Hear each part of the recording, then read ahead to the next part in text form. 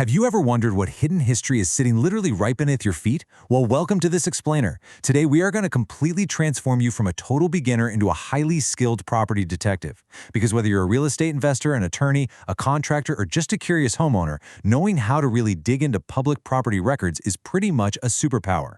Most people, they just do a quick online search, see the surface level stuff, and move on. But doing that means they're missing critical warning signs or even incredible opportunities like hidden liens, foreclosure filings, unpermitted additions, and a whole lot more. So today, we are cracking the code on Riverside County's public property databases. To really grasp why this matters, we have to talk about the sheer scale of the information we're dealing with. Get this, in mid-2025, the Riverside County Property Assessment Roll hit a staggering milestone of $460 billion in total assessed value. $460 billion. So if you're just doing a basic internet search for a home's value, you are honestly missing about 99% of the real picture. It's the actual public records that hold the true history of ownership, the precise tax assessments, legal descriptions, and those hidden financial encumbrances you definitely want to know about.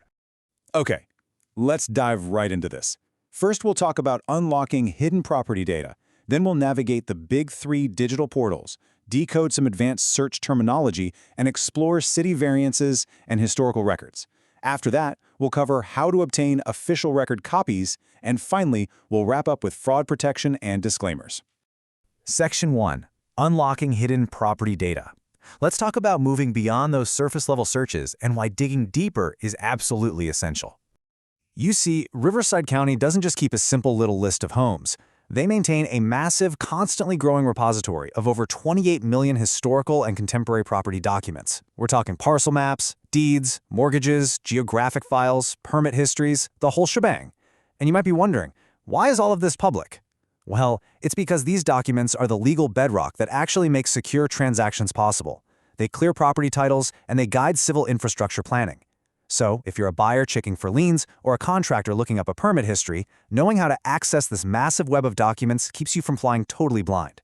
Moving on to Section 2, the big three digital portals, or as we should probably call it, the decentralized database network. Now, because there are tens of millions of records, the county doesn't just cram it all into one central web page. They rely on a decentralized network, and this is exactly where most beginners get hopelessly lost. They go to the wrong website, get super frustrated, and just give up. You really have to match your goal to the correct portal. For instance, the Assessor Clerk Recorder manages Rivco View, which is your absolute go-to for historical sales, assessed values, and permits. But if you're looking for structural evaluations, zoning overlays, or you need to know if a house is sitting right on a geological fault line, you have to use Map My County, which is run by the GIS and Transportation departments. And finally, if you just want to check tax balances or delinquent notices, you'll need the Treasurer Tax Collectors portal. So, let's look at exactly how you query these systems, specifically Rivco View, because I've got to warn you, there is a massive trap for beginners right here. When you search by a property address, you must enter only the street number and the street name. That's it. For example, just type 123 Main. I know it sounds completely counterintuitive, but if you type out the suffix like street or avenue or boulevard, it will actually break your search and throw a parsing error. It's just a quirky government system thing, but knowing this one simple trick is going to save you hours of headbanging frustration. All right, Section 3, Advanced Searches and Terminology. Let's decode some of this bureaucratic jargon you're going to encounter. The term you'll see everywhere is APN, which stands for Assessor's Parcel Number. This is literally the master key for your research. It's a unique 9-digit identifier assigned to a very specific tract of land. Think of it kind of like a social security number, but for a piece of real estate. Street addresses can be confusing or even change over time, and obviously property owners change constantly. But the APN, that stays consistent. It's the one thing that allows you to flawlessly connect records from the assessor, the tax collector, and the planning department all together. And when you pull up a parcel in Rivco View using that APN, you aren't just seeing the property itself. The system actually overlays essential transactional data and local demographics. Across the county, you'll see baselines like an average assessed property value of around $443,500. You'll also spot the local property tax rate, which sits around 0.84% of assessed value. And this is so important because it gives investors and homebuyers crucial context. If you see a property priced way below these baselines, your detective instincts should immediately kick in. It could be an incredible hidden gem, sure, but it might also have a deeply troubled permit history. Which brings us to Section 4, City Variances and Historical Records. Navigating local municipalities is the next big step. So while Riverside County sets the overarching framework, you really need to know that individual cities handle things in their own ways. Take the city of Riverside, for example. They've built out a highly developed, independent infrastructure called Map Riverside, which hosts incredible detailed layers for things like localized zoning, building heights, and setbacks. Now contrast that with a place like Moreno Valley, which uses more of a hybrid system. They route their property assessment details through the county assessor, but maintain their own municipal GIS viewer for zoning. If you're a civil engineer, a contractor, or a developer, you have to constantly adapt your search strategy depending on exactly where those city lines are drawn. And you know, it's fascinating because these historical local records aren't just sitting in a dusty box somewhere. They're actively evolving today. Right now, thanks to a mandate called Assembly Bill 1466, the county is actually using a system called Covenant Guard. What it does is scan through historical public land records to identify and redact unlawfully discriminatory restrictive covenants. So literally, millions of old handwritten documents are being digitized and searched every single day to modernize the legal record and make sure everything complies with current laws. Section 5. Obtaining official record copies. Up to this point, we've been entirely focused on digital portals. But what happens when you need to take things offline? Well, here's a detail that catches a lot of people off guard. Online index searches for property deeds in Riverside actually only go back to 1975. If you need something older than that, or if you're dealing with vital estate records like birth, death, or marriage certificates, you have to get physical copies. And when you do, it is absolutely crucial to understand the difference between an authorized copy and an informational copy. An authorized copy requires strict identity verification and is legally valid for official use in a courtroom or for financial proceedings.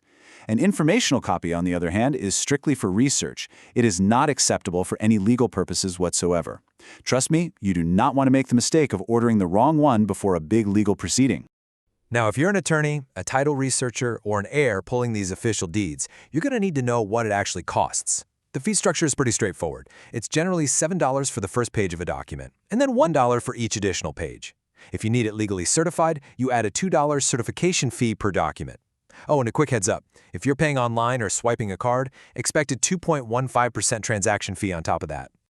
There are also times when an online request just won't cut it, and an in-person visit becomes mandatory. For really deep surveying research, like if you're trying to retrieve historical road networks, geodetic data, or certificates of compliance for complex boundary disputes, you'll actually have to physically go to the Land Survey Records section on the 8th floor of the County Administrative Center in downtown Riverside. For more general public record inquiries, you can hit up the Gateway main office or the regional offices in Palm Desert and Blythe. Okay, finally, Section 6, Fraud Protection and Disclaimers. Now that you're armed with all this knowledge, we really need to talk about staying safe. Because property data is incredibly valuable, an entire cottage industry of predatory third-party vendors has popped up online. The county explicitly warns users to watch out for unauthorized internet vendors who charge wildly inflated fees just to retrieve public records. These scams will try to sell you unnecessary services for things that you can easily search for yourself, either for free or for a very low cost, using the official databases. So please always double-check that you are on an official.gov or authorizedcounty.org portal before you hand over any personal information or pay a single dime. And while you're on those official portals, you are definitely going to see this standard professional disclaimer. Basically, it reminds us that public record systems change, and those online GIS boundary maps are absolutely not a substitute for a professional survey. The county provides this data for general information purposes.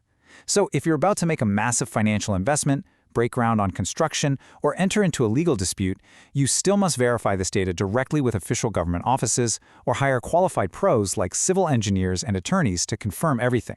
Well, we have covered a massive amount of ground today.